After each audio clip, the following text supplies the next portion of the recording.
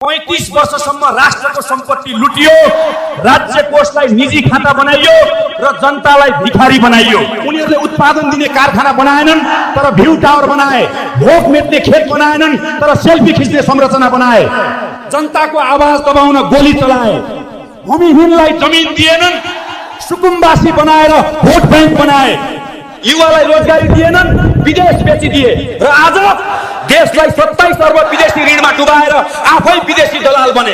र म स्पष्ट भन्छु, अब लुटको राजनीति बन्द हुन्छ, डरको शासन बन्द हुन्छ र झुटको भाषण बन्द हुन्छ। हामी सत्ता लिन होइन, यो देशको मुहार परिवर्तन गर्न आएका हौं।